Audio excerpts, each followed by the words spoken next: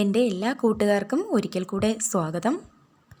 ക്ലാസ്സുകൾ കണ്ടിട്ട് ഒരാൾ കമൻ്റ് ഇട്ട് ചോദിച്ചിട്ടുണ്ടായിരുന്നേ, പ്രൈമറി ക്ലാസ്സിൽ ഭരണഘടന നമുക്ക് എങ്ങനെ പഠിപ്പിക്കാം, അതുപോലെ തന്നെ മൗലിക കടമകളെക്കുറിച്ച് എങ്ങനെ അവർക്ക് വേണ്ട അറിവ് കൊടുക്കാം, അതുപോലെ തന്നെ ശ്രദ്ധാ പദ്ധതി എന്താണ്, അത് ഇൻ്റർവ്യൂ ബോർഡ് ചോദിച്ചൊരു ക്വസ്റ്റ്യനും കൂടെ ആയിരുന്നേ. അപ്പം നമുക്ക് ആ കാര്യങ്ങളൊക്കെ ഒന്ന് നോക്കാം. അതിന് മുന്നേ ആയിട്ട് നമ്മുടെ നവീകരിച്ച പാഠപുസ്തകങ്ങളുണ്ടല്ലോ, first standard, third standard, 5th, 7th, 9th, ഇതൊക്കെ മാറി വന്ന പാഠഭാഗം അല്ലേ, പാഠപുസ്തകങ്ങളാണ്. അപ്പോൾ അവയുടെ മികവ് എന്താണ്, അങ്ങനെ ഒരു ചോദ്യം ഇൻ്റർവ്യൂ ബോർഡിൻ്റെ ഭാഗത്തു നിന്നുണ്ടായാൽ നമുക്ക് കുറച്ച് എക്സാമ്പിൾസൊക്കെ പറയണ്ടേ, പറഞ്ഞല്ലേ നമുക്കത് ആ വിഷയം ചർച്ച ചെയ്യാൻ പറ്റുള്ളൂ. അപ്പോൾ നമുക്ക് ആ ഒരു ഭാഗത്തോട്ട് പോകാം. പ്രൈമറി ക്ലാസ്സിലെ കുട്ടികൾ എപ്പോഴും നമുക്കറിയാം കളർഫുള്ള് ഇഷ്ടപ്പെടുന്നവരാണല്ലേ, കളേഴ്സ് ഇഷ്ടപ്പെടുന്നവരാണ്. അതുകൊണ്ട് തന്നെ നമ്മുടെ ഈ ടെക്സ്റ്റുകളെല്ലാം തന്നെ ഒറ്റ വാക്കിൽ പറഞ്ഞാൽ കളർഫുള്ളാണ് കേട്ടോ. കാണുമ്പോൾ തന്നെ അത് അട്രാക്റ്റീവാണ്. അപ്പോൾ ഒരു പുസ്തകം കുട്ടി കാണുമ്പോൾ 1ലോ 2ലോ 3ലോ 4ലോ ഒക്കെ പഠിക്കുന്ന കുട്ടികൾ കാണുമ്പോൾ അതൊന്ന് മറിച്ച് നോക്കുമ്പം തന്നെ ആ ഒരു ചിത്രങ്ങളും അവയുടെ കളറും ഒക്കെ കാണുമ്പോൾ കുട്ടിക്ക് അതിനകത്ത് എന്താണ് എന്നറിയാനുള്ളൊരു ജിജ്ഞാസ ഉണ്ടാകുന്ന വിധത്തിലാണ് പാഠപുസ്തകത്തിൻ്റെ ഭാഗങ്ങൾ ഓരോന്നും, അല്ലെങ്കിൽ ചിത്രങ്ങൾ തന്നെ.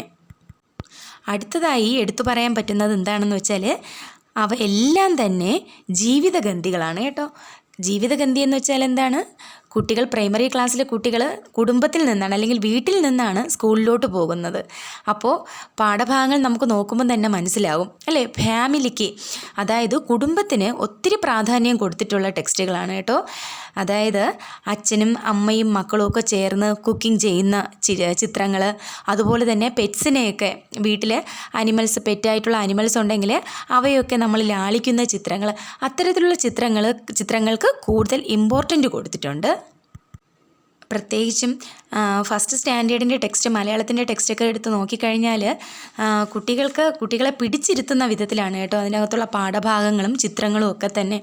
കാര്യം എന്ന് വെച്ചാൽ നിറങ്ങൾ 2 കോളങ്ങളിലായിട്ട് നിറങ്ങൾ കൊടുത്തിട്ട് അനുയോജ്യമായ നിറമുള്ള പൂക്കളെ യോജിപ്പിക്കുക, അനുയോജ്യമായിട്ടുള്ള കുഞ്ഞു കുഞ്ഞ് സിമ്പിൾസ് കൊടുത്തിട്ട് അവ യോജിപ്പിക്കുക എന്നുള്ളത്. അതുപോലെ തന്നെ പ്രൈമറിയിൽ EVSൻ്റെ ടെക്സ്റ്റൊക്കെ നോക്കുമ്പോൾ ബോഡി പാർട്സ് അതിങ്ങനെ വരച്ചു കൊടുത്തിട്ട് അത് വളരെ മനോഹരമായിട്ട് കുട്ടികളെ കൊണ്ട് തന്നെ അടയാളപ്പെടുത്തുന്ന രീതിയിലാണ് കേട്ടോ. അതുപോലെ തന്നെ ഇംഗ്ലീഷ് പാഠപുസ്തകമൊക്കെ നോക്കുമ്പോഴത്തേക്കും സിമ്പിളായിട്ടുള്ള സെൻറ്റൻസുകൾ അല്ലെ, ചിത്രങ്ങളൊക്കെ ബേസ് ചെയ്ത് ഒരു കുട്ടി അവൻ്റെ പെറ്റിനെ കുറിച്ച് പറയുന്നു.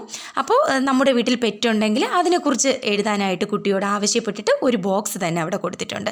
അപ്പോൾ സ്വാഭാവികമായിട്ടും വീട്ടിലുള്ള പെറ്റിനെ കുറിച്ച് അവൻ അതിനകത്ത് എഴുതുന്നു. അത്തരത്തിലുള്ള റിഡിൽസ്, പസിൽസ്, ക്വസ്റ്റ്യൻസ് കൊടുത്തിട്ട് എന്താണ് പസിൽസ് ഫില്ല് ചെയ്യാനായിട്ട് കൊടുത്തിട്ടുള്ളത്. ആ മുകളിലോട്ടും താഴോട്ടുമൊക്കെ അത് എഴുതി അത് കംപ്ലീറ്റ് ചെയ്യാനുള്ള സ്പേസൊക്കെ കൊടുത്തിട്ട് അതൊക്കെ തന്നെ ഇംഗ്ലീഷ് പാഠപുസ്തകത്തിനോടുള്ള കുട്ടിയുടെ അട്രാക്ഷൻ കൂട്ടാൻ വേണ്ടിയിട്ടല്ലേ, അത് ഏറ്റവും കൂടുതൽ ഉപയുക്തമാണ്. പിന്നെ മറ്റൊരു കാര്യം എന്ന് വെച്ചാൽ സെൻറ്റൻസുകൾ നോക്കുമ്പോൾ വളരെ സിമ്പിളാണ് കേട്ടോ. മാറി വന്ന് ഇപ്പോൾ കഴിഞ്ഞ തവണത്തെ 3ാം ക്ലാസ്സിൻ്റെ 1ാം ക്ലാസ്സിൻ്റെയൊക്കെ ടെക്സ്റ്റുകൾ നോക്കുമ്പം അതും വളരെ നല്ലതായിരുന്നു. എങ്കിലും ആ സെൻറ്റൻസുകളൊക്കെ കുറച്ച് ദീർഘമുള്ള സെൻറ്റൻസുകളാണ്. അപ്പോൾ കുട്ടിക്ക് അത് വായിച്ച ആശയം പെട്ടെന്ന് അങ്ങോട്ട് ഉൾക്കൊള്ളാനായിട്ട് കഴിയില്ല. പക്ഷേ ഇപ്പോഴത്തെ ടെക്സ്റ്റ് നമ്മൾ നോക്കിക്കഴിയുമ്പോൾ കുഞ്ഞു കുഞ്ഞു സെൻറ്റൻസുകൾ കൊണ്ട് എന്ത് ചെയ്യുന്നു, നിറഞ്ഞിരിക്കുന്നു. അത് കുട്ടിക്ക് വളരെ പെട്ടെന്ന് സെൻറ്റൻസുകൾ ബൈഹാർട്ടാക്കാനായിട്ട് പറ്റും. അതുപോലെ തന്നെ കൃഷിപ്പാട്ടുകൾ, നാടൻ പാട്ടുകൾ, അനിമൽസിനെ കുറിച്ചുള്ള പാട്ടുകൾ, ഇതൊക്കെ ധാരാളമായിട്ട് ഉൾപ്പെടുത്തിയിട്ടുണ്ട് കേട്ടോ. കാടിനെക്കുറിച്ചും കാട്ടിൻ്റെ മക്കളെക്കുറിച്ചും അവരുടെ ഭാഷ, ഇതൊക്കെ പ്രാദേശികമായിട്ടുള്ള ഭാഷകൾ, ഇതൊക്കെ ധാരാളം എന്ത് ചെയ്തിട്ടുണ്ട്, പുതിയ പാഠപുസ്തകത്തിൽ ഉൾപ്പെടുത്തിയിട്ടുണ്ട്. അതുപോലെ തന്നെ ധാരാളം ഐക്കണുകൾ ഉപയോഗിച്ചിട്ടുണ്ട്. അതുപോലെ നമുക്കിപ്പോൾ അറിയാമല്ലേ, യൂട്യൂബിലായിരുന്നാലും കുട്ടികൾ മൊബൈലൊക്കെ വളരെയധികം കൈകാര്യം ചെയ്യുന്നവരാണ്. അവർക്കെന്താണ് വീഡിയോസ് ഉണ്ടാക്കുക, അതുപോലെ തന്നെ റീൽസ് ക്രിയേറ്റ് ചെയ്യുക, അതൊക്കെ കുട്ടികൾക്ക് വളരെ ഇഷ്ടപ്പെട്ട കാര്യമാണ് അല്ലേ. ഷോർട്ട് ഫിലിം നിർമ്മാണം, വീഡിയോ മേക്കിംഗ്, ഓഡിയോ ഡയറി, ഇതൊക്കെ തന്നെ എന്ത് ചെയ്യുന്നുണ്ട്, പാഠപുസ്തകത്തിനകത്തുണ്ട്. അപ്പോൾ അതെല്ലാം കുട്ടികൾ എന്ത് ചെയ്യുന്നു, അവർ തന്നെ ചെയ്യുന്നു അല്ലേ. വ്ളോഗുകൾ നിർമ്മിക്കുന്നു, ഇതെല്ലാം കുട്ടികളെ കൊണ്ട് തന്നെ ചെയ്യിപ്പിക്കുന്നു. അത്തരത്തിലുള്ള പ്രവർത്തനങ്ങൾ ധാരാളമായിട്ട് പുതിയ പാഠപുസ്തകത്തിനകത്തുണ്ടേ. അതുപോലെ തന്നെ എടുത്തു പറയത്തക്കതാണ് 3rd സ്റ്റാൻഡേർഡിലെ ടെക്സ്റ്റിനകത്ത് ഹോം ടൂർ പ്ലാൻ ചെയ്ത് വീഡിയോ എടുക്കുക എന്നും പറഞ്ഞിട്ട് കൊടുത്തിട്ടുണ്ട് കേട്ടോ. ഒരു ഹോം ടൂർ പ്ലാൻ നമുക്കിപ്പോൾ അറിയാം, വീഡിയോ നമ്മൾ യൂട്യൂബിലൊക്കെ കാണുമ്പോൾ ഹോം ടൂർ എന്ന് പറഞ്ഞിട്ടുണ്ട് അല്ലേ. അത് യൂട്യൂബിൽ അപ്ലോഡ് ചെയ്യുക, അതിനെക്കുറിച്ചുള്ള സമൂഹ മാധ്യമങ്ങളെയൊക്കെ കുട്ടി എന്ത് ചെയ്യുക, അതിൽ കൂടെ കുട്ടികളെ ഉൾപ്പെടുത്തിക്കൊണ്ടുള്ള പാഠപുസ്തകങ്ങളാണ്. അതുപോലെ തന്നെ കുടുംബജീവിതം ആദ്യം പറഞ്ഞു തന്നെയാണ് കേട്ടോ. കുടുംബജീവിതവും മാതാപിതാക്കളുമായിട്ടുള്ള സമത്വം അല്ലെ, അച്ഛനും അമ്മയും വീട്ടിൽ രണ്ടുപേർക്കും ഒരേ റോളാണെന്നുള്ളത് കുട്ടിയിലെത്തിക്കുകയാണ് അല്ലേ. സാധാരണ അടുക്കള പണി ചെയ്യുന്നത് അമ്മ മാത്രമാണെങ്കിൽ ഇപ്പോൾ എങ്ങനെയാണ്, അച്ഛനും കൂടെ അമ്മയെ സഹായിക്കുന്നു, അവർക്കൊപ്പം നിന്ന് മക്കൾ പണിയെടുക്കുന്നു. ഇത്തരത്തിലുള്ള കാര്യങ്ങളും ചിത്രങ്ങളും ഒക്കെ എന്ത് ചെയ്യുന്നുണ്ട്, ഈ മാറി വന്ന പാഠപുസ്തകത്തിനകത്ത് ഉൾപ്പെടുത്തിയിട്ടുണ്ട്. അപ്പോൾ മാറി വന്ന പാഠപുസ്തകങ്ങളിലെ ഇത്തരം കാര്യങ്ങൾ നമുക്ക് എന്ത് ചെയ്യാം, വ്യക്തമാക്കി കൊടുക്കാം. ഇപ്പോൾ ഇൻ്റർവ്യൂ ബോർഡിൻ്റെ ഭാഗത്തു നിന്ന് പുതിയ പാഠപുസ്തകവുമായിട്ട് എന്താണ് ടീച്ചർ എന്ന നിലയിൽ നിങ്ങളുടെ അഭിപ്രായം എന്താണ്, പാഠപുസ്തകങ്ങളുടെ മികവ് എന്താണ് എന്നൊരു ചോദ്യം വന്നാൽ നമുക്കിത് എന്ത് ചെയ്യാം, എൻ്റെ യുക്തിക്ക് അനുസരിച്ചിട്ടാണ് കേട്ടോ ഞാനിത് പറഞ്ഞത്, ടെക്സ്റ്റുകളൊക്കെ നോക്കിയിട്ട്. അപ്പോൾ നിങ്ങൾ എന്ത് ചെയ്യുക, ഇതൊക്കെ വച്ചിട്ട് കുറച്ചുകൂടെ ഒന്ന് എന്ത് ചെയ്യുക, പ്രിപ്പയർ ചെയ്തിട്ട് ഇൻ്റർവ്യൂ അറ്റൻഡ് ചെയ്യുക. അതുപോലെ തന്നെ മറ്റൊരു കാര്യമാണ്, ഇൻ്റർവ്യൂവിന് പോകുമ്പോൾ ചിലപ്പോൾ പ്രൈമറി തലത്തിൽ ഇപ്പോൾ അങ്ങനെയുള്ള ക്വസ്റ്റ്യൻസ് ആണ് കേട്ടോ ഇപ്പോൾ ഇൻ്റർവ്യൂവിന് സാധാരണ ചോദിക്കുന്നത്. പ്രൈമറി ക്ലാസ്സുകളിൽ ഭരണഘടന അല്ലെങ്കിൽ മൗലിക കർത്തവ്യങ്ങൾ ഇതൊക്കെ നമുക്ക് എങ്ങനെ ഇംപ്ലിമെൻറ്റ് ചെയ്യാം, അല്ലെങ്കിൽ എങ്ങനെ കുട്ടിയെ പറഞ്ഞ് ഭരണഘടനയെക്കുറിച്ചുള്ള ധാരണ കുട്ടിയിൽ എത്തിക്കാം, ഇങ്ങനെ ഒരു ചോദ്യം വന്നു കഴിഞ്ഞാൽ ഒരു അധ്യാപിക എന്നുള്ള നിലയിൽ അല്ലെങ്കിൽ അധ്യാപകൻ എന്നുള്ള നിലയിൽ നമ്മൾ എന്ത് ചെയ്യണം, അതിനുള്ള മറുപടി കൊടുക്കണം അല്ലേ. അപ്പോൾ ഭരണഘടനയെക്കുറിച്ച് ആധികാരികമായിട്ട് കുട്ടിയോട് പറഞ്ഞു കഴിഞ്ഞാൽ അവനൊന്നും മനസ്സിലാകില്ല. പക്ഷേ അവൻ KG തൊട്ട് ഒരു സ്കൂളിലോ അംഗൻവാടിയിലോ ഒക്കെ പഠിക്കുന്നുവെങ്കിൽ അവൻ സാധാരണ കേൾക്കുന്നതാണ് ദേശീയഗാനം അല്ലേ, ജനഗണമന ദേശീയഗാനം അവൻ കേൾക്കുന്നതാണ്. അപ്പം കുഞ്ഞുനാളിലെ തൊട്ടേ ഈ ജനഗണമന എന്നുള്ള പാട്ട് കേൾക്കുമ്പോൾ, ദേശീയഗാനം കേൾക്കുമ്പോൾ എന്തു ചെയ്യും, ടീച്ചർ അവനെ പഠിപ്പിച്ചിട്ടുണ്ടാവും എണീറ്റ് നിൽക്കണമെന്നുള്ളതല്ലേ.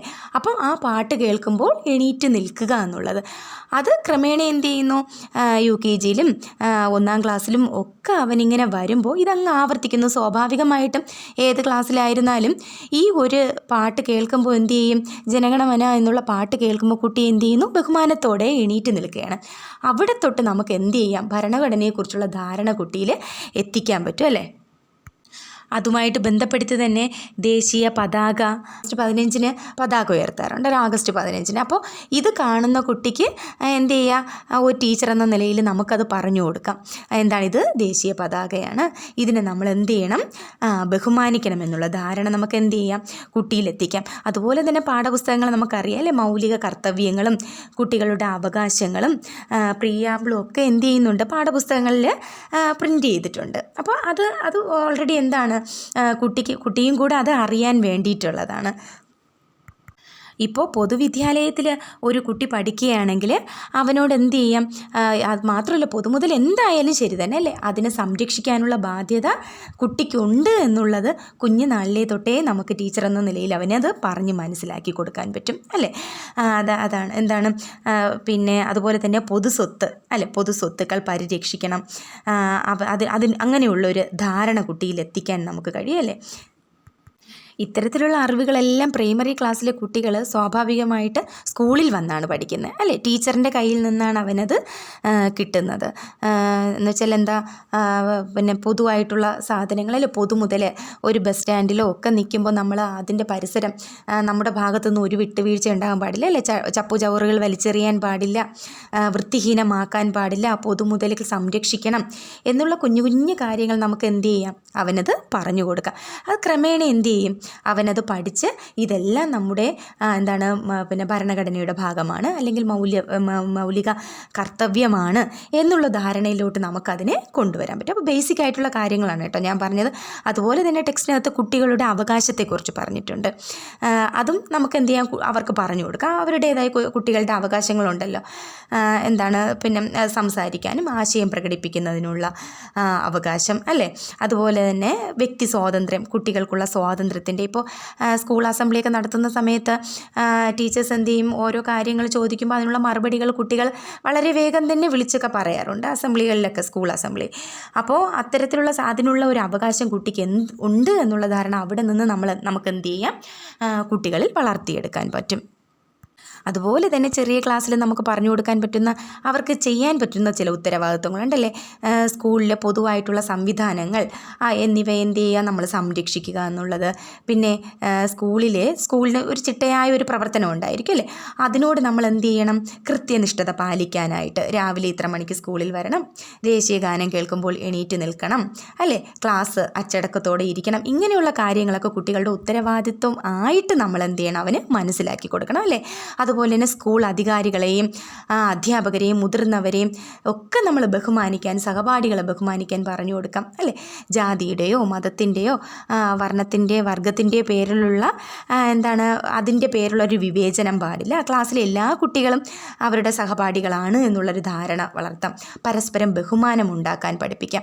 ഇങ്ങനെയുള്ള കുഞ്ഞു കുഞ്ഞു ചിട്ടകൾ പഠിപ്പിച്ച് നമുക്ക് എന്ത് ചെയ്യാം, അവനെ മൗലിക കടമകളിലോട്ടും കർത്തവ്യത്തിലോട്ടും ഭരണഘടനയിലോട്ടൊക്കെ നമുക്ക് എന്ത് ചെയ്യാൻ പറ്റും, കൊണ്ടുപോകാൻ പറ്റും അല്ലേ. ഞാൻ ഇത് കമൻറ്റിൽ ഒരാളിങ്ങനെ പറഞ്ഞപ്പോൾ, ഭരണഘടനയെക്കുറിച്ച് പറഞ്ഞപ്പോൾ ഞാൻ കുറച്ചിങ്ങനെ ആലോചിച്ചപ്പോൾ എനിക്ക് കിട്ടിയ ഐഡിയാസാണ് കേട്ടോ. നിങ്ങൾക്ക് ഇതിലധികം ഐഡിയകൾ നമുക്ക് ഇൻ്റർവ്യൂ ബോർഡിൻ്റെ മുമ്പ് അവതരിപ്പിക്കാനായിട്ട് കഴിയും. അപ്പോൾ അങ്ങനെയുള്ള ഒരു കമൻറ്റും കൂടെ ഒന്ന് ഇട്ടേക്കണേ. അതുപോലെ തന്നെ മറ്റൊരാൾ ഒരു സംശയം പറഞ്ഞിട്ടുണ്ടായിരുന്നു. ഇൻ്റർവ്യൂ ബോർഡ് ചോദിച്ചൊരു ക്വസ്റ്റ്യൻ, എന്താണ് ശ്രദ്ധാ പദ്ധതി എന്നുള്ളതല്ലേ. അതായത് പഠനത്തിൽ പിന്നോക്കം നിൽക്കുന്നവർക്ക് പ്രത്യേക പഠന അനുഭവം നൽകണം അല്ലേ, അതല്ലേ ഒരു ടീച്ചറിൻ്റെ കടമയെന്ന് പറയുന്നത്. ഈ ലക്ഷ്യം മുൻനിർത്തി പൊതുവിദ്യാഭ്യാസ വകുപ്പ് നടപ്പിലാക്കുന്ന പദ്ധതിയാണ് കേട്ടോ ശ്രദ്ധ. അപ്പോൾ എന്താണ് ശ്രദ്ധ? പഠനത്തിൽ പിന്നോക്കം നിൽക്കുന്നവർക്ക് പ്രത്യേക പഠന അനുഭവം നൽകണം എന്നുള്ള ലക്ഷ്യത്തോടുകൂടി അതിനെ മുൻനിർത്തി പൊതുവിദ്യാഭ്യാസ വകുപ്പ് നടത്തി വരുന്ന ഒരു പദ്ധതിയാണ് ശ്രദ്ധ എന്നുള്ളത്. അപ്പോൾ അതും മനസ്സിലായി. അപ്പോൾ 3 ടോപ്പിക്കുകളാണ് അല്ലേ നമ്മളിന്ന് പഠിച്ചത്. അപ്പോൾ അത് 3 ഓർത്ത് വയ്ക്കുക. അപ്പോൾ ഇത്തരത്തിലുള്ള സംശയങ്ങളോ എന്തെങ്കിലും ഉണ്ടെങ്കിൽ കമൻ്റ് ഇട്ട് അറിയിക്കണേ. അതുപോലെ തന്നെ നിങ്ങളുടെ അഭിപ്രായങ്ങളും കൂടെ പറയാൻ മറക്കരുത് കേട്ടോ. അപ്പോൾ വീഡിയോ ഇഷ്ടപ്പെട്ടാൽ ലൈക്ക് ചെയ്യുക. അപ്പോൾ ഈ വീഡിയോ മാത്രമാണ് കാണുന്നത്, ഇതിന് മുന്നേയുള്ള വീഡിയോസ് കാണാത്തവർ എന്ത് ചെയ്യുക, അതും കൂടെ ഒന്ന് കണ്ടേക്കുക. അപ്പോൾ ഇന്ന് ഇത്രയേ ഉള്ളൂ. മറ്റൊരു വീഡിയോ ആയിട്ട് നമുക്ക് വീണ്ടും കാണാം. Okay, by.